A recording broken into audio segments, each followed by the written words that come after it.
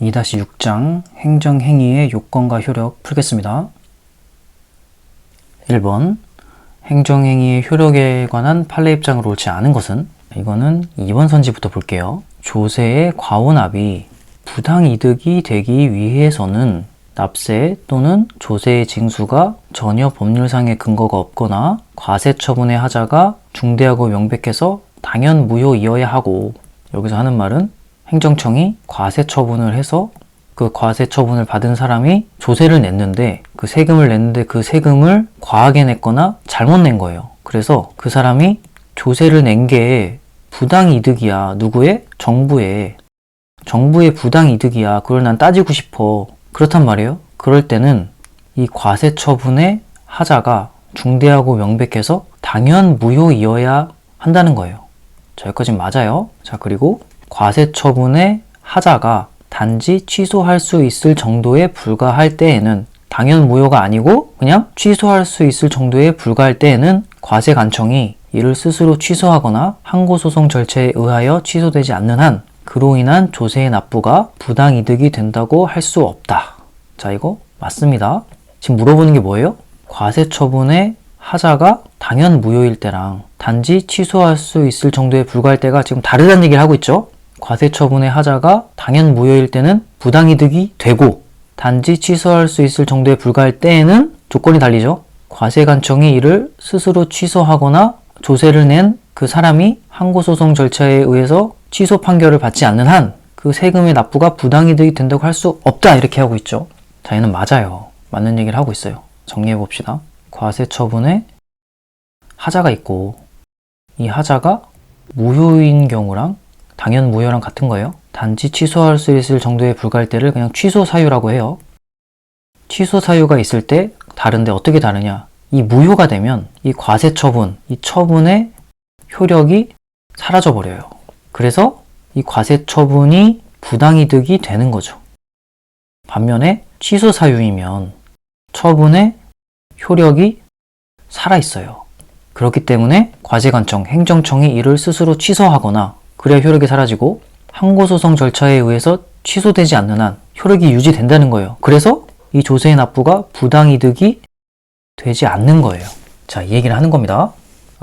그래서 우리가 알 수 있는 건 어떤 처분을 받았을 때 그 하자가 당연 무효인지 단지 취소 사유에 불과한지에 따라서 그 처분의 효력이 사라지기도 하고 처분의 효력이 유지되기도 하는구나, 이걸 알 수 있고, 이걸 계속해서 물어봅니다. 그러면 다음 선지 또 봅시다. 그래서 2번은 맞는 선지예요. 3번, 물품을 수입하고자 하는 자가 일단 세관장에 수입신고를 해서 그 면허를 받았어요. 그리고 물품을 통관한 경우에는 세관장의 수입 면허가 중대하고 명백한 하자가 있는 행정행위여서 당연 무효가 아닌 한 관세법 181조 소정의 무면허 수입죄가 성립될 수 없다. 무슨 말을 하는 거냐면, 어떤 사람이 수입 면허를 받았어요. 수입 면허. 얘도 처분이란 말이죠. 근데 이 수입 면허에 하자가 있어요. 그 하자가 무효의 하자일 수도 있고 취소 사유에 불과한 하자일 수도 있죠. 근데 여기서는 당연 수입 면허가 중대하고 명백한 하자가 있는 당연 무효가 아닌 한, 그러니까 취소 사유라는 거죠. 당연 무효가 아니면, 취소 사유이면 무면허 수입죄가 성립될 수 없다. 무면허 수입죄 성립될 수 없다. 이거 맞죠? 왜? 취소 사유이면 이 수입 면허 처분의 효력이 유지되잖아요. 그러니까 면허가 유지가 되는 거예요. 그래서 무면허 수입죄가 성립되지 않는 겁니다. 자, 이해가 되죠? 당연 무효이거나 이 취소 사유일 때 상황이 달라지는구나. 자, 만약에 수입 면허의 하자가 당연 무효라면 당연히 무면허 수입죄가 성립되겠죠. 왜? 그때는 면허의 효력이 사라지니까, 면허가 없는 상태에서 물품을 통관한 거니까 그렇게 되는 거죠. 자, 그래서 얘는 맞는 선지고, 또 다음 거 봅시다. 자, 4번, 위법한 대집행이 완료되면 그 처분에 무효 확인 또는 취소를 구할 소의 이익은 없다 하더라도 미리 그 행정처분의 취소 판결이 있어야만 그 행정처분의 위법임을 이유로 손해배상 청구를 할 수 있다. 자, 여기서는 손해배상에 대한 얘기가 나왔어요. 위법한 대집행이 완료가 됐어요. 자, 이 대집행은 처분이죠. 자, 대집행은 쉽게 그냥 건물을 철거했다고 생각하세요. 완료했는데, 자, 나는 손해배상 청구를 받고 싶어. 손해배상 청구를 해서 이제 돈을 좀 돌려받고 싶어. 이게 위법한 대집행이니까. 자, 근데 여기서 뭐를 하래요? 그러려면 행정처분의 취소 판결을 받아오래요. 이 대집행 처분에 대한 처분 취소 소송을 제기해서 취소 판결을 받아야 손해배상 청구를 할 수 있다. 자, 이게 맞냐? 이걸 물어보는 건데 얘는 아니에요. 이 손해배상은 누구에게 하는 거죠? 대집행은 정부가 하는 거잖아요. 행정청, 정부가 하는 거예요. 그래서 이 손해배상은 정부한테 제기를 하는 거고, 그렇기 때문에 얘를 국가배상이라고 할 수 있어요. 국가에다가 손해배상을 청구하는 거예요. 이 국가배상 같은 경우는 웬만하면 다 청구를 할 수 있어요. 자, 이것도 좀 생각을 해야 돼요. 국가배상 같은 경우는 웬만한 경우는 다 청구를 할 수 있다. 이 처분 취소 소송, 취소 판결이 없더라도 바로 손해배상 청구, 국가배상 청구를 할 수 있게 되는 겁니다. 얘는 민사소송이에요. 그래서 민사소송을 제기해서 돈을 돌려받을 수도 있고, 민사소송을 제기해서 좀 돈을 받을 수도 있고, 아니면 못 받을 수도 있고, 그런 거죠. 그래서 얘는 틀린 선지다. 앞부분도 좀 읽어봅시다. 위법한 대집행이 완료되면 그 처분, 여기서는 대집행이죠. 그 처분의 무효 확인 또는 취소를 구할 소의 이익은 없다고 하더라도, 이건 맞죠. 이것도 맞죠. 이것도 얘기하려는 거예요. 대집행이 완료돼 버렸으니까 무효 확인 또는 취소 소송을 해서 확정 판결을 받다고 하더라도, 인용이 된다고 하더라도 대집행을 물릴 수 없잖아요. 이미 대집행을 해버렸으니까. 그렇기 때문에 이 소를 제기할 이익은 없어요. 하지만 손해배상 청구는 할 수 있다. 자, 이 얘기를 하는 겁니다. 이제 1번으로 갑시다. 1번이 조금 어려운 선지라서 나중에 했어요. 도시계획법에서 정한 처분이나 조치명령을 받은 자가 이 조치명령을 위반한 경우에 이로 인해서 동법 92조에서 정한 처벌을 하기 위해서는, 자, 어떤 사람이 조치명령을 받았는데 이걸 위반했어요. 그래서 처벌을 하려고 하는 겁니다. 이때는 이 조치명령이 적법한 것이라야 하고, 그렇죠. 이 조치명령이 적법해야지 처벌을 할 수 있겠죠. 그 처분, 조치명령이 아니라고 하더라도, 그러니까 취소사유라고 하더라도 그것이 위법한 처분으로 인정되는 한 조치명령 위반죄가 성립될 수 없다. 자, 이거 전에 한 내용으로 보면 틀렸죠? 자, 조치명령을 어떤 사람이 위반했어요. 그래서 이걸 처벌을 하려고 하는 거죠. 처벌을 하려고 보니까 이 조치명령이 위법한 거예요. 여기서는 당연 무효는 아니지만 위법하다, 즉 취소의 사유가 있다는 거죠. 위법하다, 하자가 있다, 그러면 두 가지만 생각하세요. 당연 무효 아니면 취소의 사유가 있는 겁니다. 그래서 조치명령이 위법한데 당연 무효는 아니고 그냥 취소 사유 정도밖에 안 되면, 아까 뭐라 그랬어요? 이 조치명령의 효력이 유지된다 그랬잖아요. 자, 그러면은 이 조치명령 위반죄가 성립되는 거 아니야? 이렇게 생각할 수 있잖아요. 근데 여긴 성립될 수 없다고 그랬고, 저는 또 맞다 그랬잖아요.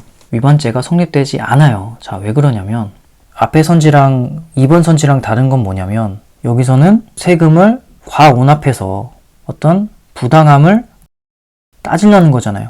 그래서 내가 처분에 의해서 받은 부당함을 따지는 건데, 자, 1번은 뭐냐면 내가 조치명령을 위반해서 처벌을 받는 거예요. 내가 따지는 게 아니라 처벌을 받는 거예요. 자, 근데 이 처벌이 뭐냐면 얘는 형벌이에요, 형벌. 자, 형벌은 뭐냐? 형법에 의해서 벌을 받는 거예요. 얘는 뭐가 다르냐? 형법은 신체를 구속할 수 있는, 감옥에 보낼 수 있는 아주 중대한 벌이죠. 그렇기 때문에 조치명령을 위반해서 처벌, 형벌을 가하려면 형사법원에서 이 조치명령의 위법 여부를 심사해야 돼요. 조치명령의 위법 여부를 심사해야 된단 말이죠. 그렇죠. 그래야지 이 사람이 정말 죄를 지었는지 아닌지, 감옥에 보낼 수 있는지 아닌지를 잘 따져봐야 될 거 아니에요.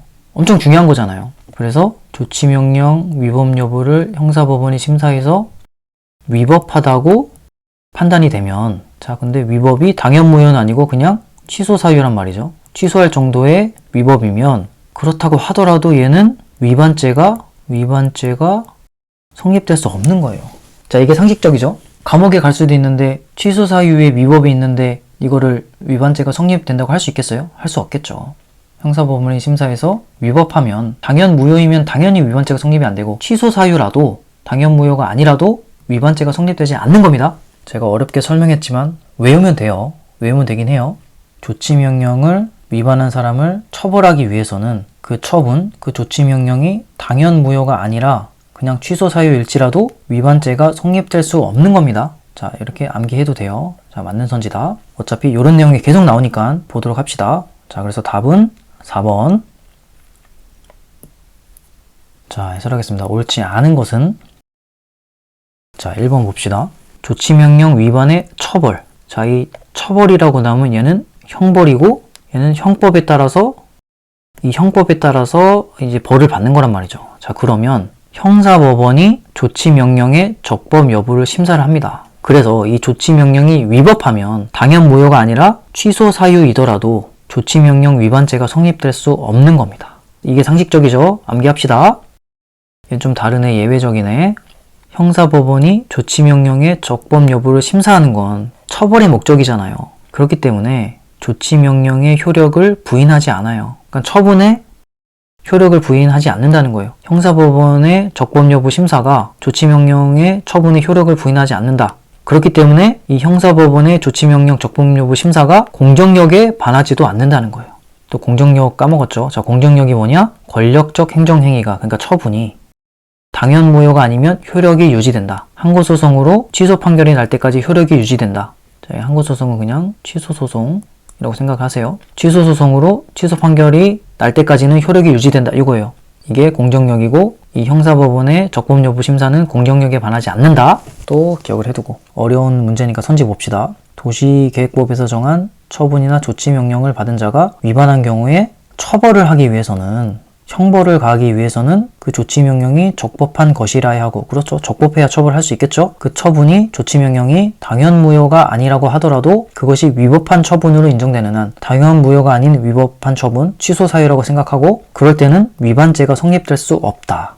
맞습니다. 다음 2번. 자, 2번이 일반적인 선지예요. 과세처분의 하자가 있는데 무효의 하자도 있고 취소의 하자도 있단 말이에요.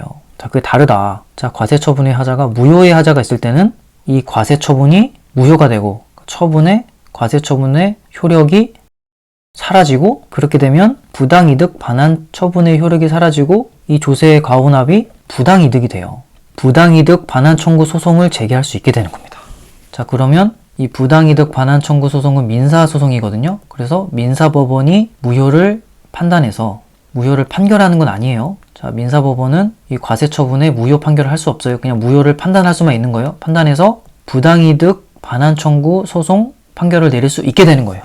자, 이 부분도 문제가 나옵니다. 이제는 취소의 하자가 있을 때, 과세처분의 하자가 취소의 하자의 취소 사유에 불과할 때는 이 과세처분의 효력이 살아있단 말이에요. 그래서 부당이득 반환 청구 소송 자체가 불가능해요.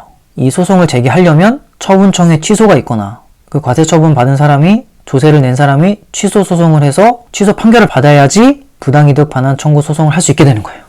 자, 말은 길고 복잡하지만 내용은 간단합니다. 하지만 국가배상 청구는 가능하다. 제가 국가배상은 웬만하면 가능하다 그랬죠. 이것도 문제가 나오니까 또 봅시다. 조세 과혼합은 과세처분에 하자가 있었다는 거고, 그래서 이렇게 각게 표시해 놓은 겁니다. 그리고 이렇게 하자가 있으면 부당이득 반환 청구 소송을 하게 되는 겁니다. 부당이득 반환 청구 소송은 민사소송이다. 까지 기억을 하고, 자, 이런 무효의 하자냐 취소의 하자냐에 따라 달라지는 건 공정력 때문이죠. 결국 권력적 행정행위, 처분이 당연 무효가 아니면 효력이 유지된다는 거죠. 즉 취소 사유일 때는 효력이 유지가 된다는 거예요. 그럼 반대로 당연 무효일 때는 효력이 사라지겠죠. 당연 무효가 아니고 취소 사유일 때는 항고소송으로 취소 판결을 날 때까지 효력이 또 유지되는 거고, 이 공정력 때문에 이런 현상이 발생하는 거예요. 한번 봅시다. 한 번도 수입 면허에 하자가 있더라도 당연 무효가 아니면, 그러니까 취소 사유에 불과하면 면허의 효력이 유지되기 때문에 무면허 수입죄가 되지 않는다. 자, 이것도 쉽게 논리를 이어나갈 수 있죠. 맞다. 4번. 위법한 처분의 국가배상. 자, 위법한 대집행이 완료가 됐어요. 자, 그러면 대집행 처분의 취소 판결이 없어도 손해배상 청구는 가능하다. 그러니까 국가배상 청구는 가능하다. 국가에 대한 손해배상은 국가배상입니다. 얘는 민사다. 자, 국가배상 나오는 것도 좀 정리해놨는데 다음에 요 문제도 나오니까 보도록 하고, 다음 문제 2번. 행정행위의 성립 요건과 효력 요건에 대한 설명으로 옳지 않은 것은 1번. 행정청의 권한은 지역적 한계가 있으므로 행정청이 자신의 권한이 미치는 지역적 한계를 벗어나서 바라는 행정행위는 처분은 위법하게 된다. 자, 얘는 맞습니다. 자, 이 선지에서 봐야 될 부분은 행정청의 권한이 지역적 한계가 있다. 자, 요것만 암기하면 됩니다. 다음 2번 행정청이 처분을 할 때는 다른 법령 등에서 특별한 규정이 있는 경우를 제외하고는 문서로 하여야 하며 전자문서로 하는 경우에는 당사자 등의 동의가 있거나 당사자가 전자문서로 처분을 신청하여야 한다. 다만 긴급히 처분을 할 필요가 있거나 사안이 경미한 경우에는 말, 전화, 문자, 팩스, 전자우편 등 아닌 방법으로 할 수 있다. 자, 할 수 있고 안 할 수도 있다는 거죠. 자, 할 수 있다라고 하면 옳은 선지일 확률이 높아요. 어쨌든 2번 선지는 맞습니다. 2번 선지에 있는 내용을 뭐 하나하나 디테일하게 외울 필요는 없어요. 자, 봐야 될 부분은 행정청이 처분을 할 때는 문서로 하여야 한다. 자, 이게 문서주의거든요. 처분을 할 때는 원칙적으로 문서로 해야 합니다. 그리고 전자문서로 하는 경우에는 당사자 등의 동의가 필요하고 당사자가 전자문서로 처분을 신청하는 경우만 가능하다. 여기까지만 외우고 이 뒷부분은 외우지 마세요. 이 뒷부분을 틀리게 내진 않을 거예요. 다음 3번 면허관청이 운전면허 정지 처분을 하면서 통지서에 의하여 면허정지 사실을 통지하지 아니하거나 처분 집행 예정일 7일 전까지 이를 발송하지 아니한 경우에는 절차와 형식을 갖추지 아니한 조치로서 효력이 없으나 운전면허 정지 처분이 무효가 된다는 거예요. 효력이 없다는 건 무효라는 뜻이랑 같은 거예요. 무효이나 면허관청이 임의로 출석한 상대방의 편의를 위하여 구두로 말로 면허 정지 사실을 알렸다면 운전면허 정지 처분의 효력이 인정된다. 자, 얘는 아닙니다. 제가 아까 여기서 처분을 할 때는 문서로 해야 된다 그랬죠. 이게 문서주의라 그랬고 이 문서주의를 지키지 않으면 무효예요. 여기서는 면허관청이 임의로 구두로 면허 정지 사실을 알렸다면 면허 정지 처분 사실을 알렸다면 운전면허 정지 처분의 효력이 인정되지 않는 거예요. 문서로 해야 되는 겁니다. 이 앞부분은 7일 전까지 요 일수까지는 외울 필요는 없고 쭉 읽어보고 그죠? 통지서에 의하여 면허 정지 사실을 통지하지 않으면 무효가 되겠죠. 처분을 할 때는 문서로 통지를 해야 돼요. 그리고 처분 집행 예정일 7일 전까지 이를 발송하지 아니한 경우에도 무효다. 자, 이거를 디테일하게 외울 필요는 없고 그렇군 하고 넘어가면 되는 정도예요. 자, 이 선지는 여기서 중요한 거는 구두로 말로 면허 정지 사실을 알리는 거는 처분에 효력이 없다. 그게 중요한 겁니다. 다음 4번 납세고지서에 교부 송달 및 우편 송달이 있어서 반드시 납세 의무자 또는 그와 일정한 관계에 있는 사람의 현실적인 수령 행위를 전제로 하고 있다고 보아야 하며 그렇겠죠. 이 세금 고지서를 송달할 때는 반드시 납세 의무자와 일정한 관계에 있는 사람, 뭐 배우자겠죠. 현실적인 수령 행위가 필요하다는 거예요. 상식적으로 맞는 얘기죠. 그리고 이제 물어보는 게 납세자가 과세 처분의 내용을 미리 알고 있는 경우에도 납세 고지서의 송달이 불필요하다고 할 수 없다. 그렇죠? 송달이 필요하다는 거죠. 맞습니다. 당연히 처분의 내용을 알고 있더라도 이 사람이 그걸 보내지 말라고 하지 않는 이상 송달을 해줘야겠죠. 자, 상식적으로 맞는 거예요, 이게. 자, 그래서 답은 3번. 자, 해설하겠습니다. 옳지 않은 것은 1번. 행정청의 권한은 지역적 한계가 있는 거예요. 지역적 한계를 벗어나는 처분은 행정행위는 위법하게 되는 것도 맞아요. 다음. 2번. 이 선지를 아주 디테일하게 외울 필요는 없고, 자, 처분의 방식은 문서주의가 원칙이다. 전자문서로 하려면 당사자의 동의가 있거나 당사자가 신청을 해야 한다. 그리고 말, 전화, 문자로 할 수도 있는데 그것은 긴급하거나 경미한 처분일 때는 할 수 있다. 자, 할 수 있다니까 맞는 거예요. 할 수도 있고 안 할 수도 있는 거예요. 사실 이거보다는 이 이유 제시랑 사전 통지에 대해서 더 많이 물어보거든요. 처분을 할 때는 이유 제시를 해야 돼요. 근데 이유 제시를 생략할 수 있는 경우가 있어요. 그때는 긴급한 경우, 신청 내용을 인정하는 경우, 반복 처분인 경우, 경미 처분인 경우 이때 이유 제시를 생략할 수 있는데 사전 통지를 또 생략할 수 있는 경우가 있어요. 긴급한 경우, 법원에 증명이 있거나 상당한 이유가 있는 경우 이 두 개를 섞어서 내요. 이 두 개를 바꿔서 낸다고요. 그래서 틀리게 낸단 말이죠. 이게 오히려 자주 나옵니다. 요거는 아주 디테일하게 외워야 되는 거예요. 나중에 또 문제 나오면 또 보기로 합시다. 다음 3번. 자, 여기서 물어보는 건 이 앞의 내용도 알아야 하지만 구두로 면허 정지 사실을 알렸다면 운전면허 정지 처분의 효력이 인정되지 않아요. 무효인 경우만 물어보는 문제에 해당된다고 할 수 있어요. 자, 그걸 쭉 모아놨는데 어떤 단원에서는 무효인이 아니냐 이것만 계속 물어봐요. 문서주의 위반, 구두로 알린 운전면허 정지랑 구두로 알린 소방시설 불량사항 시정 명령은 둘 다 무효예요. 문서주의를 위반했기 때문에. 자, 요게 딱 그 선지죠. 그래서 틀렸습니다. 인정되지 않습니다. 다음 4번. 자, 여기서 물어보는 건 처분의 내용을 알고 있어도 송달이 필요하다는 거예요. 납세자의 과세처분의 내용을 이미 알고 있는 경우에도 납세고지서의 송달이 불필요하다고 할 수 없다. 즉 송달이 필요하다 이 얘기를 하는 거죠? 맞습니다. 송달과 관련된 내용들도 제가 정리해놨고 다음 문제 3번 선결 문제에 대한 설명으로 옳지 않은 것은 자 1번 행정처분의 당연 무효의 여부가 선결 문제인 경우에 민사법원은 이를 판단하여 당연 무효임을 전제로 판결할 수 있다. 굉장히 많은 내용을 압축해서 설명한 거예요. 뭐냐면 1번 문제에서 과세처분에 하자가 있을 때 자 여기서는 당연 무효가 선결 문제라 그랬죠. 이게 당연 무효의 하자가 있단 말이에요.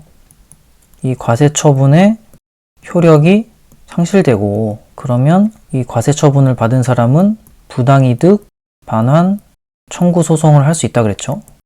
얘는 민사라 그랬고 그래서 민사법원은 과세처분의 무효 여부를 판단하여 이 부당이득, 반환 소송에 대한 판결을 할 수 있다 그랬잖아요. 부당이득, 반환 소송의 판결을 할 수 있다. 1번 문제에서 이 내용이 있었죠. 그거를 이렇게 1번 선지에서 두 줄로 줄여놓은 거예요. 행정처분의, 과세처분의 당연 무효의 여부가 선결 문제인 경우에 과세처분이 당연 무효라는 거예요. 그래서 과세처분의 하자가 있는데 그게 무효의 하자다. 이런 경우에 민사법원은 이를 판단하여 과세처분을 판단해서 당연 무효임을 전제로 판결할 수 있다. 부당이득, 반환 청구 소송에 대해서 판결할 수 있다. 이 얘기를 하는 거예요. 굉장히 짧게 줄였죠. 자, 얘는 그러니까 맞습니다. 맞는 선지예요. 어려운 선지인 거예요, 결국은. 이 내용을 머릿속에 넣고 있어야 풀 수 있는 거죠. 2번. 과세처분의 하자가 단지 취소할 수 있을 정도에 불과할 때에는 1번과 2번은 같은 내용이죠. 얘는 과세처분이 무효의 하자고 얘는 과세처분이 취소의 하자인 거죠. 이때는 과세관청이 이를 스스로 취소하거나 항고소송 절차에 의하여 취소되지 않는 한 그로 인한 조세의 납부가 부당이득이 된다고 할 수 없다. 맞죠? 과세처분의 하자가 취소 사유일 때는 이 처분의 효력이 유지된다 그랬죠? 그래서 과세관청이 행정청이 이를 취소하거나 항고소송 절차에 의하여 취소 판결이 나지 않으면 부당이득이 되지 않는 거라 그랬죠? 자, 예, 맞습니다. 다음 3번 민사법원은 국가배상 청구 소송에서 선결 문제로 행정처분의 위법 여부를 판단할 수 없다. 얘는 아닙니다. 국가배상에서는 웬만하면 다 할 수 있다 그랬죠? 선결 문제로 행정처분의 위법 여부를 판단할 수 있습니다. 자, 해설해서 좀 더 자세히 볼게요. 자, 4번 행정처분이 당연 무효가 아닌 한 형사법원은 선결 문제로 그 행정처분의 효력을 부인할 수 없다. 자, 이것도 두 줄로 굉장히 긴 내용을 줄여놓은 거예요. 자, 조치명령을 위반했을 때 조치명령을 위반한 사람에 대해서 이제 처벌을 하고 싶은 거죠. 이때는 이 처벌은 형벌이고 형법이 적용되는 거죠. 그래서 형사법원이 이 조치명령의 적법 여부를 심사한단 말이에요. 자, 이것도 1번 문제에서 했던 거죠. 그리고 나서 만약에 위법하면 이 조치명령이 위법하면 취소 사유이더라도 당연 무효가 아니라도 조치명령 위반죄가 성립되지 않는다 그랬죠. 자, 근데 여기서 물어보는 건 이 조치명령이 당연 무효가 아니면 형사법원은 선결 문제로 그 행정처분 이 조치명령의 효력을 부인할 수 없다. 자, 이건 맞죠. 자, 요것 때문에 그걸 물어보는 거예요. 형사법원이 조치명령의 적법 여부를 심사해서 위법하면 위반죄가 성립되지 않는데 이 적법 여부 심사가 처벌을 결정하기 위한 것이지 이 처분의 효력을 부인하는 건 아니에요. 이 행정청과 이 형사법원은 다른 기관이잖아요. 그래서 당연 무효가 아니면 함부로 처분의 효력을 부인할 수는 없는 거예요. 자, 그래서 여기서도 형사법원은 적법 여부에 대해서 심사는 하지만 이 처벌을 결정하기 위해서 하는 거고 처분의 효력을 부인하는 것은 아니다. 자, 이건 맞습니다. 사실 어려운 문제인 거죠. 3번 문제는 어려운 겁니다. 짧게 써놨다고 쉬운 건 아니에요. 그래서 답은 3번. 자, 해설하겠습니다. 옳지 않은 것은 1번 행정처분의 당연무효가 선결 문제인 경우에 민사법원은 이를 판단하여 당연무효임을 전제로 판결할 수 있다. 자, 맞죠? 자, 요 내용을 얘기하는 거죠. 과세처분의 하자가 있을 때 그게 무효의 하자란 말이에요. 당연무효가 선결 문제인 경우에 부당이득 반환 청구 소송을 제기할 수 있고, 얘는 민사고, 그래서 민사법원이 과세처분의 무효를 판단해서 부당이득 청구 소송에 대해서 판결을 내릴 수 있는 거예요. 자, 그래서 얘는 맞는 선지다. 다음 2번. 자, 얘는 이 취소의 하자에 대해서 얘기하는 거죠. 과세처분의 하자가 단지 취소할 수 있을 정도에 불과할 때에는, 그러니까 취소의 하자일 때에는, 취소의 사유일 때에는 부당이득 반환 청구 소송이 불가능하고, 이 부당이득 반환 청구 소송을 제기하려면 처분청의 취소가 있거나 취소 소송이 필요한 거죠. 맞는 선지였고, 다음 3번. 국가배상 같은 경우는 무효의 하자이거나 당연 무효이거나 취소의 하자가 있을 때 모두 처분의 위법 여부를 민사법원이 판단해서 국가배상 판결을 할 수 있어요. 자, 이건 암기해야 됩니다. 국가배상은 무효의 하자든 취소의 하자든 모두 처분의 위법 여부를 민사법원이 판단해서 국가배상 판결할 수 있다. 국가배상은 웬만하면 된다. 자, 이렇게 기억하고 암기합시다. 그래서 3번 보면 민사법원은 국가배상 청구 소송에서 선결 문제로 행정처분의 위법 여부를 판단할 수 있는 거예요. 다음 4번. 행정처분이 당연무효가 아니면 형사법원은 선결 문제로 그 행정처분의 효력을 부인할 수 없다. 맞습니다. 당연무효가 아니라는 건 취소 사유가 있다는 거죠. 조치명령에 취소 사유가 있으면 조치명령 위반죄가 성립되진 않지만, 그렇다고 해서 형사법원이 하는 조치명령의 적법 여부 심사가 이 조치명령의 효력을 부인하는 건 아니라는 거예요. 그렇기 때문에 당연히 공정력에 반하지도 않는 거고, 그러니까 형사법원은 공정력을 지켜야 되는 거예요. 공정력을 어기면 안 되는 거예요. 그래서 맞는 선지다. 다음 문제 4번. 행정행위의 효력 발생 요건으로서의 통지에 대한 설명으로 옳지 않은 것은 1번. 처분의 통지는 행정처분을 상대방에게 표시하는 것으로서 상대방이 인식할 수 있는 상태에 둠으로써 족하고 객관적으로 모아 행정처분으로 인식할 수 있도록 고지하면 된다. 얘는 맞습니다. 자, 얘는 말은 길게 썼지만 처분의 통지는 상대방에게 도달하면 된다는 거예요. 처분을 알 수 있는 상태까지만 만들면 된다는 거예요. 이 처분 통지서를 잘 전달해 줘가지고 처분을 알 수 있는 상태만 만들어주면 되지, 그 사람이 처분을 아는지 모르는지 이것까지 신경 쓸 필요는 없다는 거예요. 그냥 처분을 알 수 있도록 하는 상태까지만 가면 된다. 즉 도달하기만 하면 된다. 그 내용을 읽고 이 상대방이 처분의 내용을 알든 모르든 그건 관계없다. 이 얘기를 하는 겁니다. 이 말을 길게 쓴 거예요. 그래서 맞다. 다음 선지 2번.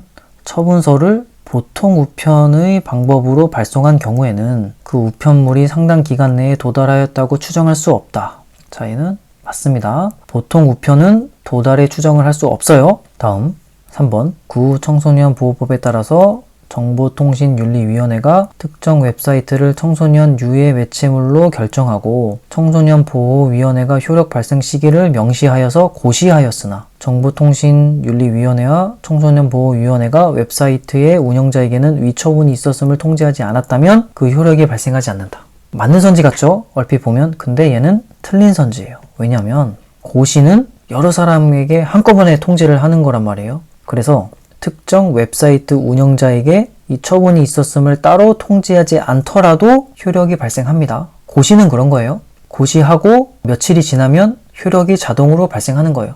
따로 각각의 사람에게 따로 통지를 할 필요는 없는 겁니다. 다음 4번. 등기에 의한 우편 송달의 경우라도 수취인이 주민등록지에 실제로 거주하지 않는 경우에는 우편물의 도달 사실을 처분청이 입증해야 한다. 자, 이거 맞습니다. 원래 등기 우편이 반송되지 않으면 도달을 추정할 수 있어요. 이게 맞는 건데 주민등록지에 거주하지 않으면 이 우편물의 도달을 추정할 수 없게 돼요. 그래서 우편물의 도달 사실을 처분청이 입증해야 되는 겁니다. 자, 맞습니다. 답은 3번. 자, 해설하겠습니다. 옳지 않은 것은 1번. 처분의 효력 발생 요건은 통지되어 도달되면 돼요. 자, 도달은 뭐냐? 상대방이 내용을 현실적으로 알 필요는 없고 알 수 있는 상태이면 된다는 거예요. 통지해가지고 처분 통지서가 그 사람에게 잘 전달되면 되지, 그 사람이 그 내용을 읽어서 뭐 아는지 모르는지는 상관이 없다는 거예요. 그래서 여기서도 처분의 통지는 행정처분을 상대방에게 표시하는 것으로서 상대방이 인식할 수 있는 상태에 둠으로써 족하고, 그죠? 전달만 되면 되고 객관적으로 모아 행정처분을 인식할 수 있도록 고지하면 된다. 맞죠? 자, 틀린 내용이 없어요. 다음 2번, 보통 우편으로 발송하면 그 우편물이 상당 기간 내에 도달했다고 추정할 수 없는 거예요. 맞아요. 보통 우편은 도달했다고 추정할 수 없기 때문에 효력이 발생하지 않는 거예요. 행정청이 도달을 입증해야 되는 겁니다. 반대로 등기 우편은 반송되지 않으면 도달했다고 보는 거예요. 등기 우편은 도달했다고 추정할 수 있고 이제 도달하게 되면 처분의 효력이 발생하는 거예요. 처분의 효력 발생 요건은 통지되어 도달이라고 되어 있죠. 하지만 수취인이 주민등록지에 거주하지 않으면 또 행정청이 도달을 입증해야 되는 겁니다. 다음 3번, 고시는 통지하지 않아도 효력이 발생하는 거예요. 고시는 불특정 다수에게 한꺼번에 통지를 하는 거예요. 그렇기 때문에 고시를 하게 되면 통지하지 않아도 효력이 발생하는 겁니다. 자, 여기서는 정보통신윤리위원회가 효력 발생 시기를 명시해서 고시했대잖아요. 웹사이트 운영자에게 위처분이 있었음을 통지하지 않았더라도 그 효력이 발생하는 거예요. 그래서 틀린 겁니다. 다음 4번, 등기에 의한 우편 송달의 경우라도 수취인이 주민등록지에 실제로 거주하지 않는 경우에는 우편물의 도달 사실을 처분청이 입증해야 한다. 맞습니다. 원래 등기 우편은 반송되지 않으면 도달했다고 추정하고 효력이 발생하는데 수취인이 주민등록지에 거주하지 않으면 행정청이 도달을 입증해야 되는 겁니다. 자, 다음 문제 5번 문제, 행정행위의 효력에 대한 설명으로 옳지 않은 것은 1번, 민사소송에 있어서 어느 행정처분의 당연무효의 여부가 선결 문제로 되는 때에는 당해소송의 수소법원은 이를 판단하여 그 행정처분의 무효 확인 판결을 할 수 있다. 자, 이거 아까 봤던 선지랑 비슷한 것 같죠? 이 민사소송은 부당이득 반환 청구 소송이고, 그래서 이 행정처분은 과세처분, 과세처분의 하자가 이제 무효의 하자인 거예요. 당연 무효의 여부가 선결 문제로 되는 때에는 당해소송의 수소법원은, 수소법원은 소송에 해당 법원이라고 생각하면 돼요. 여기서 민사법원이겠죠. 이를 판단하여, 맞죠? 과세처분의 무효 여부를 판단해서 그 행정처분, 과세처분의 무효 확인의 판결을 할 수 있다. 이건 아니죠. 무효 확인의 판결까지 할 수는 없죠. 민사법원이 과세처분의 무효를 판단해서 부당이득 반환 청구 소송에 대한 판결을 할 수 있는 건데 이 행정처분의 과세처분의 무효 확인의 판결은 할 수 없는 거예요. 자, 이게 헷갈리게 나오는 거예요. 판단이냐 판결이냐에 따라서 답이 달라지는 겁니다. 이거 그래서 잘 기억해야 돼요. 그래서 틀린 선지다. 다음, 과세처분의 하자가 단지 취소할 수 있을 정도에 불과할 때에는 과세관청이 이를 스스로 취소하거나 행정쟁송 절차에 의하여 취소되지 않는 한 그로 인한 조세의 납부가 부당이득이 된다고 할 수 없다. 맞죠? 똑같이 이건 계속 나오죠. 다음 3번, 구 소방시설 설치, 유지 및 안전관리에 관한 법률 제9조에 의한 소방시설 등의 설치 또는 유지 관리에 대한 명령이 조치명령이라고 생각합시다.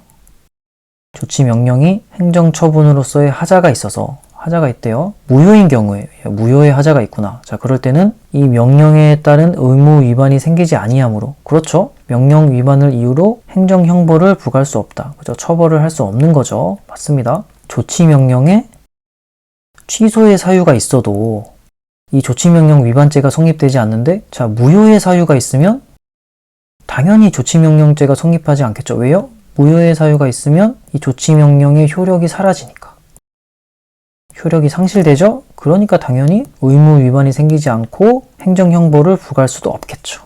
당연한 얘기하고 있는 겁니다. 자, 다음 4번, 행정처분이 불복기간의 경과로 인하여 확정될 경우에 그 확정력은 처분으로 인하여 법률상 이익을 침해받은 자가 처분의 효력을 더 이상 다툴 수 없다는 의미일 뿐 판결에 있어서와 같은 기판력이 인정되는 것은 아니다. 이건 좀 어렵죠. 자, 맞는 선지예요. 처분이 불복기간 경과로 인하여 확정될 경우, 자, 이게 뭐예요? 불가쟁력이 발생한 거죠. 그래서 그 확정력은, 이 불가쟁력은 처분으로 인하여 법률상 이익을 침해받은 자가 처분의 효력을 더 이상 다툴 수 없다는 의미일 뿐, 그죠? 맞죠? 처분을 다툴 수 없다, 처분에 대해서 소송을 제기할 수 없다는 의미일 뿐 판결에 있어서와 같은 기판력이 인정되는 것은 아니다. 기판력이 뭐냐면 어떤 사람이 소송을 제기해서 기각 판결을 받았단 말이에요. 그러니까 진 거죠. 기판력이 생겨요. 기판력은 원고가 같은 소송을 제기할 수 없다. 그리고 법원도 모순되는 판결을 할 수 없다. 그죠? 판결이 났으니까 이렇게 기판력이 생겨야죠. 원고가, 즉 소송을 제기한 사람이 똑같은 소송을 또 제기하면 안 될 거잖아요. 그래서 같은 소송을 제기할 수 없고, 법원도 한번 판결이 났으니까 이 판결과 모순되는 판결은 하지 말아라 라고 얘기를 하는 거예요. 그러면 불가증력이 발생했을 때 이 기판력이 인정이 되냐? 그렇지 않겠죠. 불가증력은 단순하게 그냥 처분의 효력을 더 이상 다툴 수 없다는 의미일 뿐이에요. 이제 어느 정도 기간이 지났으니까 더 이상 이 처분에 대해서 소송을 제기할 수 없어, 이 얘기를 하는 겁니다. 그래서 맞는 선지다. 답은 1번. 자, 해설하겠습니다. 옳지 않은 것은 1번, 과세처분의 하자가 있을 때 그게 무효의 하자예요. 부당이득 반환 청구 소송을 제기할 수 있고, 민사법원은 무효 여부를 판단해서 부당이득 반환 청구 소송에 대해서 판결을 내릴 수 있다 그랬죠. 근데 이 민사법원이 이 과세처분의 무효에 판결을 할 수는 없는 거예요. 과세처분의 무효 여부에 판단을 할 수 있지만 과세처분의 무효에 대한 판결을 할 수는 없는 겁니다. 그렇죠. 이 무효 판결을 하려면 행정소송을 제기해서 해야겠죠. 그래서 행정법원에서 해야 되는 겁니다. 읽어보면 민사소송에 있어서 어느 행정처분의 당연 무효가 선결 문제로 되는 때에는 당해소송의 수소법원은, 해당 법원은 이를 판단해서, 맞죠? 그 행정처분의, 과세처분의 무효 확인 판결을 할 수는 없는 거예요. 자, 이거 기억합시다. 판단이냐 판결이냐에 따라서 답이 달라진다. 다음 2번, 이거 취소의 하자 얘기하는 거죠. 과세처분의 하자가 취소의 하자이면 이 처분의 효력이 유지되기 때문에 부당이득 반환 청구 소송 자체가 불가되는 거예요. 자, 그래서 소송을 제기하려면 처분청에 취소가 있거나 취소 소송을 제기해서 인용 판결을 받아야 되는 겁니다. 다음 3번, 여기서는 다른 예이지만 어떤 명령이, 그냥 조치명령이라고 생각합시다. 조치명령이 행정처분으로서의 하자가 있어서 무효인 경우에는, 자, 무효의 하자가 있대요. 이럴 때는 당연히 명령에 따른, 조치명령에 따른 의무 위반이 생기지 않겠죠? 그래서 의무 명령 위반을 이유로 행정형벌 처벌을 부과할 수는 없겠죠. 자, 맞죠? 저번 문제에서는 조치명령이 위법하면 취소 사유이더라도 위반죄가 성립되지 않는다 그랬잖아요. 무효 사유이면 당연히 위반죄가 성립되지 않겠죠. 왜? 무효 사유이면 조치명령의 효력이 상실돼 버리잖아요. 당연히 위반죄가 성립되지 않고 형벌을 부과할 수도 없게 되는 거죠. 맞습니다. 다음 4번, 불가증력이 발생하면 이제 확정력이라는 게 생겨요. 상대방이 항고소송, 행정소송 제기가 불가해지는 거예요. 자, 그렇다고 그게 불가증력이 발생하면 처분의 효력을 다툴 수 없다는 의미일 뿐이지 기판력이 생기거나 법률 판단이 확정되는 게 아니에요. 처분의 효력을 다툴 수 없다. 소송을 제기할 수 없을 뿐이지 이 소송을 제기했을 때 기각 판결을 받았다. 이걸 의미하는 건 아니라는 거예요. 소송을 제기했을 때 인용 판결을 받을 수도 있는 거예요. 물론 소송을 제기할 수는 없지만 기판력이 뭐냐? 기판력은 원고가 같은 내용에 대해서 소송할 수 없고 법원은 모순된 판단을 할 수 없다. 이게 기판력입니다. 선지 읽어봅시다. 행정처분이 불복기간 경과로 인하여 확정될 경우에, 자, 불가증력이 생겼을 경우에는 그 불가증력은 처분으로 인하여 법률상 이익을 침해받은 자가 처분의 효력을 더 이상 다툴 수 없다는 의미일 뿐 소송을 제기할 수 없을 뿐이지 판결에 있어서와 같은 기판력이 인정되는 것은 아니다. 그죠? 기각 판결을 받은 건 아니죠. 소송을 제기해서 법원의 심사를 받지도 않았는데 어떻게 기판력이 생기겠습니까? 그래서 기판력이 인정되는 것은 아니다. 맞는 선지입니다. 다음 문제 6번, 행정행위의 효력에 대한 설명으로 옳지 않은 것은 1번, 과온합 세금 반환 청구 소송에서 민사법원은 선결 문제로서 과세처분의 무효 여부를 판단할 수 있다. 맞죠? 과온합 세금 반환 청구 소송은 부당이득 반환 청구 소송이랑 같은 거예요. 그래서 민사법원은 그 선결 문제로서 과세처분의 무효 여부를 판단해서 부당이득 반환 청구 소송에 대한 판결을 내릴 수 있는 거죠. 그래서 맞는 선지이다. 다음 2번, 행정처분이 위법임을 이유로 국가배상을 청구하기 위한 전제로서 그 처분이 취소되어야만 하는 것은 아니다. 맞죠? 자, 국가배상은 처분이 하자가 있으면 그게 취소 사유이던 무효 사유이던 관계없이 국가배상 소송을 제기할 수 있는 겁니다. 당연히 이 처분이 취소될 필요도 없는 거예요. 처분의 하자만 있으면 국가배상을 청구할 수 있는 거예요. 다음 3번, 영업허가 취소 처분이 청문 절차를 거치지 않았다고 하여서 행정심판에서 취소되었더라도 그 허가 취소 처분 이후에 취소 재결 시까지 영업했던 행위는 무허가 영업에 해당한다. 자, 자, 이게 무슨 말이냐면 이때 영업허가 취소 처분을 받았어요. 자, 그럼 이때부터 영업허가가 사라진 거예요. 영업허가 사라짐. 그런데 영업허가자는 계속 영업을 한 거예요. 그러면서 행정심판도 같이 제기를 한 거죠. 그래서 이때 행정심판을 하게 됐어요. 이 영업자가 이긴 거예요. 이 영업허가 취소 처분의 취소 재결을 받은 거예요. 이 재결은 판결이랑 같다고 생각하면 돼요. 취소 처분의 취소 재결을 받았으니까 이제 영업허가권이 이제 회복된 거죠. 이때부터는 이제 영업을 해도 되는 거예요. 이 사이 기간에는 영업을 했으니까 이게 무허가 영업이냐, 이걸 물어보는 건데 무허가 영업이 아니에요. 왜냐하면 처분의 취소 재결은 혹은 처분의 취소 판결은 소급하여서 효력이 적용돼요. 자, 소급한다는 게 무슨 말이었죠? 이 행정심판 이전에 대해서도 이 취소 재결의 효력이 적용되는 거예요. 그래서 행정심판 이전 기간에 대해서도 영업 허가권이 있다고 보는 거예요. 이때는 무허가 영업이 아닌 게 되는 겁니다. 이게 좀 더 합리적이겠죠. 그죠? 그래서 얘는 무허가 영업에 해당한다고 했으니까 틀린 거예요. 다음 4번 건물 소유자에게 소방시설 불량사항을 시정 보완하라는 명령을 구두로 고지한 것은 행정절차법에 위반한 것으로서 하자가 중대 명백하여 당연 무효이다. 자, 얘는 맞습니다. 명령, 이거를 처분이라고 합시다. 처분이죠, 이거는. 이 명령은 처분이고 이 처분을 구두로 고지한 것은, 말로 고지한 것은 당연 무효가 맞습니다. 왜요? 처분은 문서주의가 원칙이고 문서로 고지를 해야 되는 거예요. 그렇게 하지 않으면 당연 무효가 되는 겁니다. 그래서 맞는 선지다. 답은 3번.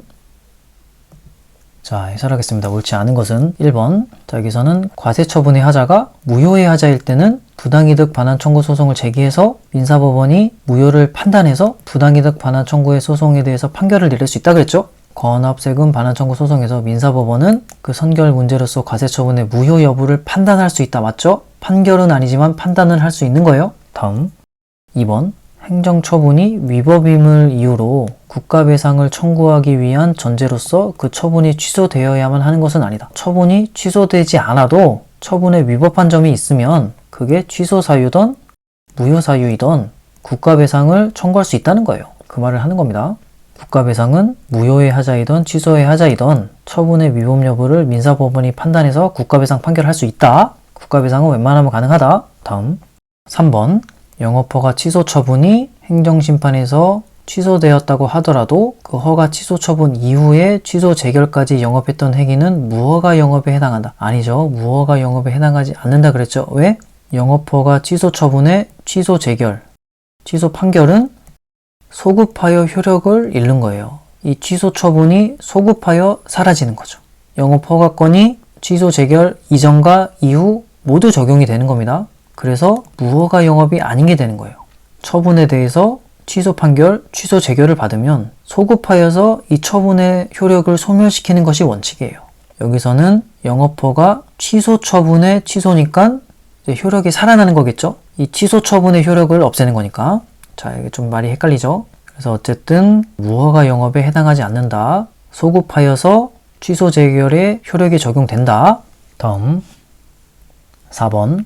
건물 소유자에게 소방시설 불량사항을 시정 보완하라는 명령을 처분을 구두로 고지한 것은 행정절차법에 위반한 것으로서 하자가 중대 명백하여 당연 무효이다. 예, 맞죠? 자, 문서주의를 위반하면 무효인 거예요. 그 예로는 구두로 알린 운전면허 정지랑 구두로 알린 소방시설 불량사항 시정명령, 이 두 개가 나왔었습니다. 얘는 맞는 선지다. 다음 문제 7번. 다음 사례에 대한 설명으로 옳은 것은 첫 번째 사례는 2020년 1월 6일에 인기 아이돌 가수인 갑의 노래가 수록된 음반이 청소년 유해 매체물로 결정 및 고시가 되었는데 여성가족부 장관은 이를 고시하면서 효력 발생 시기를 구체적으로 밝히지 않았다. 다음 사례는 A씨의 시장이 식품위생법 위반을 이유로 을에게 영업 허가를 취소하는 처분, 영업허가 취소 처분을 하고자 하나 송달이 불가능하다. 자, 이럴 때 어떻게 해야 되냐? 자, 선지 봅시다. 1번. 행정효율과 협업촉진에 관한 규정에 따르면 여성가족부 장관의 고시의 효력은 2020년 1월 20일부터 발생한다. 이것은 사례를 봅시다.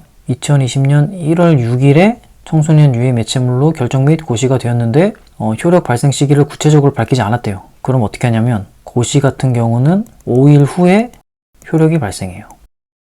자, 5일 후를 어떻게 되냐? 7, 8, 9, 10, 11, 1일, 2일, 3일, 4일, 5일, 5일 후 12일에 효력이 발생해요. 자, 이렇게 셉니다. 1일, 2일, 3일, 4일, 5일, 5일 지난 후인 12일에 효력이 발생해요. 그래서 2022년 1월 12일부터 효력이 발생합니다. 틀린 선지예요. 이 5일은 암기하는 수밖에 없어요. 어쩔 수가 없습니다. 다음 2번 갑의 노래가 수록된 음반을 청소년 유해 매체물로 지정하는 결정 및 고시는 항고소송의 대상이 될 수 없다. 자, 이거는 처분이 아니다. 이게 맞냐를 물어보는 거예요. 이 청소년 유해 매체물로 지정하는 결정 및 고시는 처분이 맞아요. 얘도 틀린 선지인 거예요. 고시는 행정규칙이었잖아요. 기억하시나요? 행정규칙은 대외적 구속력이 없기 때문에 얘는 처분이 될 수가 없어요. 대외적 구속력이 있어야 처분이 될 수 있단 말이에요. 근데 기출문제에 나오는 고시들은 대부분 처분이 맞아요. 이상하죠?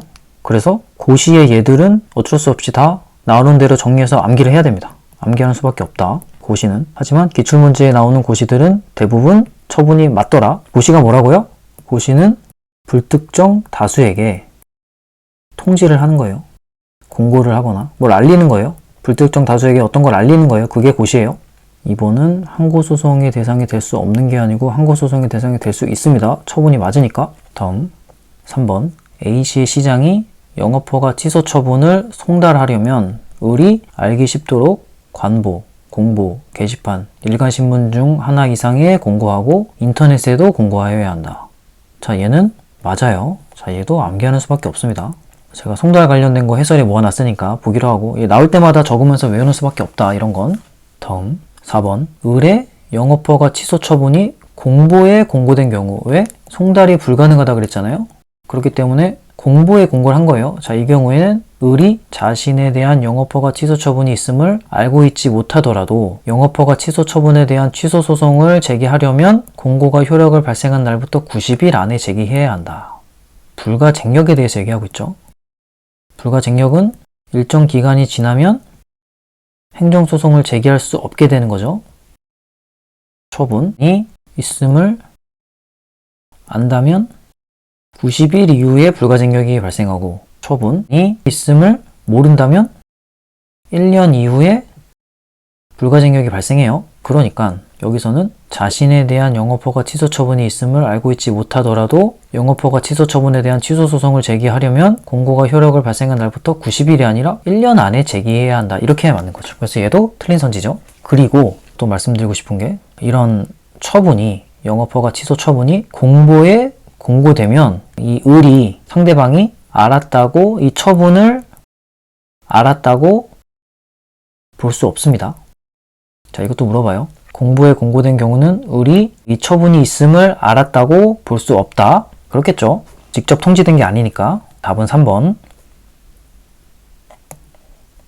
자, 해설하겠습니다. 옳은 것은 자, 1번은 고시의 효력은 2020년 1월 20일부터 발생한다. 자, 여기서는 2020년 1월 6일에 청소년 유해 매체물로 결정 및 고시가 되었고 이 고시를 하면서 효력 발생 시기를 밝히지 않았대요. 자, 그러면 뭐라 그랬죠? 5일 후에 효력이 발생한다 그랬죠? 불특정 다수에게 고시나 공고를 하면 5일 후에 효력이 발생합니다. 자, 이걸 어떻게 세냐면 만약에 1월 3일에 고시가 있었으면 1월 4일, 5일, 6일, 7일, 8일, 1일, 2일, 3일, 4일, 5일이 지난 9일에 효력이 발생하는 거예요. 1월 9일에 효력이 발생하는 겁니다. 그리고 고시 같은 경우는 효력 발생일에 처분이 있음을 알았다고 봐요. 반면에 관보, 공고, 게시판에 공고하는 경우는 14일 후에 효력이 발생하고 효력 발생일에 처분이 있음을 알았다고 볼 수 없어요. 4번 선지에서 나왔던 거죠. 을의 영업허가 취소 처분이 공보에 공고된 경우에는 을이 자신에 대한 영업허가 취소 처분이 있음을 알지 못한다고 보는 거예요. 일단 그렇고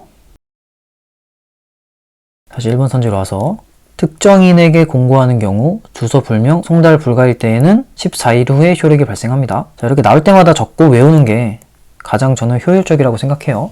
제가 기출에 나왔던 건 다 적어놨습니다. 다음 2번 갑의 노래가 수록된 음반을 청소년 유해 매체물로 지정하는 결정 및 고시는 항고소송의 대상이 될 수 없다. 즉 처분이 아니다. 이게 맞냐를 물어보는 건데 처분이 맞아요. 그래서 얘는 틀린 선지다.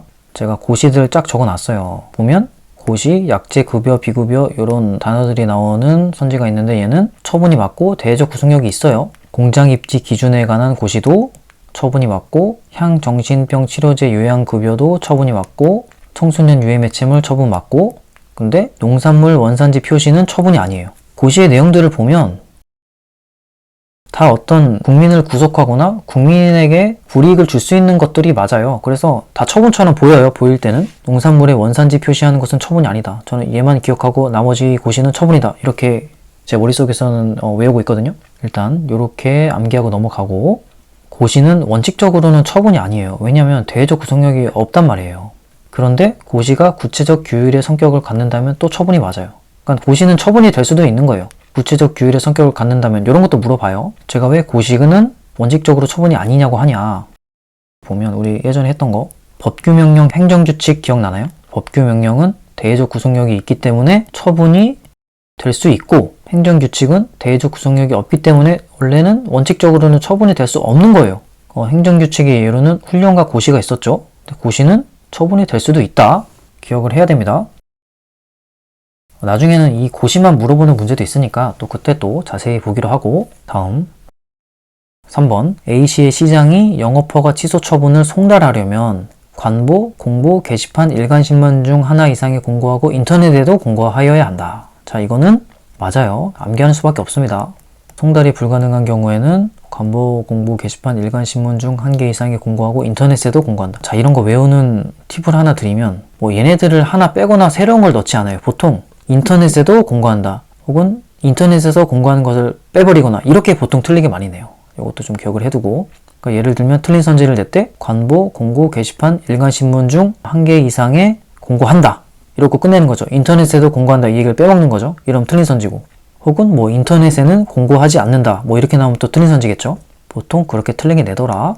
다음 4번 을의 영업허가 취소 처분이 공보에 공고된 경우에 을이 자신에 대한 영업허가 취소 처분이 있음을 알고 있지 못하더라도 일단 여기까지는 맞아요. 공보에 공고되면 을이 처분이 있음을 알고 있지 못한다고 봐요. 일단은. 그렇기 때문에 영업허가 취소 처분에 대한 취소 소송을 제기하려면 공고가 효력을 발생한 날부터 90일이 아니라 1년 안에 소송을 제기해야 되는 거예요. 얘도 틀린 선지였고 얘는 불가쟁력에 대해서 물어보는 거죠. 취소 소송에 대해서 불가쟁력이 발생하는 거는 만약에 처분이 있음을 안 날로부터는 90일이 지나면 불가쟁력이 발생해서 소송을 제기할 수 없고 처분이 있음을 몰랐다면 처분이 있은 날부터 1년 안에 소송을 제기해야 되고 1년이 지나면 소송을 제기할 수 없게 됩니다. 이게 불가쟁력이에요. 그렇다. 자, 다음 문제 8번 행정행위의 효력에 대한 설명으로 옳지 않은 것은 행정행위는 처분이라 그랬고 1번 행정처분이 아무리 위법하다고 하여도 그 하자가 중대하고 명백하여 당연무효라고 보아야 할 사유가 있는 경우를 제외하고는 그러니까 처분이 당연무효가 아니면 아무도 그 하자를 이유로 무단히 그 효과를 부정하지 못한다. 그러니까 처분의 효력이 유지가 된다. 이 얘기를 하는 거잖아요. 자, 이게 뭐예요? 이게 바로 공정력이었잖아요. 그래서 얘는 맞는 선지입니다. 처분이 당연무효가 아니면 처분의 효력은 유지된다. 취소 소송을 제기해서 취소 판결이 나기 전까지는 효력이 유지된다. 이게 공정력이었죠? 그래서 얘는 길게 썼지만 맞는 선지다. 다음 2번 민사소송에 있어서 어느 행정처분의 당연무효의 여부가 선결 문제로 되는 때에는 이를 판단하여 당연무효임을 전제로 판결할 수 있고 반드시 행정소송 등의 절차에 의하여 그 취소나 무효 확인을 받아야 하는 것은 아니다. 맞죠? 자, 민사소송이 뭐예요? 부당이득 반환 청구 소송이죠. 그리고 어느 행정처분이 이게 과세처분이고 그래서 이 과세처분의 당연무효의 여부가 선결 문제로 되는 때에는 이를 판단하여 이를이 과세처분의 무효 여부를 판단해서 당연무효임을 전제로 판결할 수 있고 뭐를 판결해요? 이 민사소송, 부당이득 반환 청구 소송을 판결할 수 있고 반드시 행정소송 등의 절차에 의하여 과세처분의 취소나 무효 확인을 받아야 하는 것은 아니다. 자, 많이 빼먹었죠. 여러 주어들을. 하지만 맞는 선지다. 자, 이렇게 비슷하게 계속 나오니까 어느 정도 예상을 하고 암기를 해야겠죠? 자, 다음 3번. 불가쟁력이 발생한 행정행위로 손해를 입은 국민은 불가쟁력이 발생한 처분으로 인해서 손해를 입은 국민은 국가배상 청구를 할 수 있다. 자, 얘는 맞습니다. 불가쟁력이 발생했다 그러면 처분에 대한 항고소송을 제기할 수 없는 거예요. 이 항고소송은 이 처분에 대해서 따지는 거지. 처분을 취소해달라. 처분에 대해서 무효 확인을 해달라고 따지는 거지. 불가쟁력이 발생했다고 해서 국가배상 청구 소송을 제기할 수 없는 것은 아니에요. 제기할 수 있어요. 다른 겁니다. 국가배상은 또 민사예요. 민사소송이에요. 국가배상은 개인이 입은 손해를 국가가 배상해달라. 이 국가에 대한 손해배상 청구 소송인 거예요. 그래서 불가쟁력이 발생했다고 하는 것은 처분에 대해서 다투지 못하는 거지 내 손해를 배상하는 것은 가능하다. 그리고 국가배상은 웬만하면 가능하다 그랬죠? 자, 그래서 맞는 선지다. 다음 4번. 행정행위의 처분의 불가변력은 당의 행정행위에 대해서만 인정되는 것이 아니고 동종의 행정행위라면 그 대상을 달리 하더라도 인정된다. 자, 이건 아니죠. 자, 불가변력이 뭐였어요? 처분청이 처분의 취소나 철회를 할 수 없게 되는 게 불가변력이었죠. 자, 근데 여기서 하는 말은 불가변력은 당의 행정행위에 대해서만 인정되는 것이 아니고 동종의 행정행위라면 그 대상을 달리 하더라도 인정된다. 처분청이, 그러니까 행정청이 A라는 사람에게 어떤 처분을 했어요. 여기서는 불가변력이 발생했단 말이에요. B라는 사람에게 같은 처분을 했어요. 그렇다고 해서 B에게도 불가변력이 발생한다고 볼 수는 없는 거예요. 불가변력이 발생하지 않을 수도 있는 겁니다. 그래서 얘는 틀린 선지예요. 불가변력은 당의 행정행위에 대해서만 인정되는 것이에요. 이게 상식적으로 맞죠? 동종은 같은 종류의, 그러니까 같은 종류의 행정행위면 대상을 달리 하더라도 인정될 수가 없죠. 대상에 따라서 불가변력이 생길 수도 있고 안 생길 수도 있는 겁니다. 그래서 틀린 선지고 답은 4번. 자, 해설하겠습니다. 옳지 않은 것은 자, 1번은 공정력에 대해서 얘기하고 있죠.